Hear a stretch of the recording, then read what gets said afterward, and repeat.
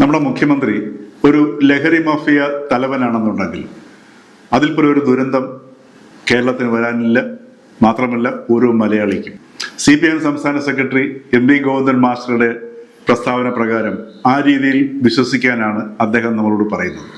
നമ്മുടെ മുമ്പിലുള്ള വസ്തുത MDMA-യുമായി അറസ്റ്റിലായ മുഹമ്മദ് ഹുസൈൻ. ഈ മുഹമ്മദ് ഹുസൈൻ നമ്മുടെ മുഖ്യമന്ത്രിയുമായി ഒപ്പം നിൽക്കുന്ന ചിത്രവും നമ്മുടെ മുമ്പിലുണ്ട്. ഈ പശ്ചാത്തലത്തിലാണ് ഗോവിന്ദൻ മാസ്റ്ററും DYFI-യും SFI-യും ഒക്കെ ഈ ആരോപണം ഉന്നയിച്ചിരിക്കുന്നത്. എന്നാൽ ഔദ്യോഗികമായി ഈ മുഹമ്മദ് ഹുസൈൻ മുഖ്യമന്ത്രിയുടെ സോഷ്യൽ മീഡിയ കോർഡിനേറ്റർ അല്ല എന്നാണ് അറിയാൻ കഴിയുന്നത്. എന്തു തന്നെയാണെങ്കിലും ഈ വിഷയത്തിൽ ഒരു വ്യക്തമായ ധാരണ അല്ലെങ്കിൽ വ്യക്തമായ ചിത്രം പുറത്തേക്ക് കൊണ്ടുവരേണ്ടത് മുഖ്യമന്ത്രിയുടെ തന്നെ ഉത്തരവാദിത്വമാണ്.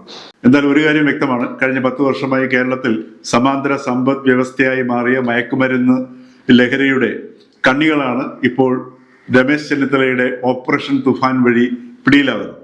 ഈ മുഹമ്മദ് ഹുസൈൻ മുഖ്യമന്ത്രിയുടെ ഔദ്യോഗിക സോഷ്യൽ മീഡിയ കോർഡിനേറ്റർ അല്ല എന്നാണ് അറിയാൻ കഴിയുന്നത്. എന്തു തന്നെയാണെങ്കിലും ഒരു കൃത്യമായ ചിത്രം നമ്മുടെ മുന്നിൽ അവതരിപ്പിക്കേണ്ടത് ഈ സർക്കാരിന്റെ ഉത്തരവാദിത്വമാണ്. വിശേഷിച്ചും രമേശ് ചെന്നിത്തലയുടെയും BD സതീശന്റെയും. ജനാധിപത്യ സംവിധാനത്തിൽ ഭരണത്തിലിരിക്കുന്നവരെ പോലെ തന്നെ പ്രാധാന്യം അർഹിക്കുന്നവരാണ് പ്രതിപക്ഷത്തുള്ളത്.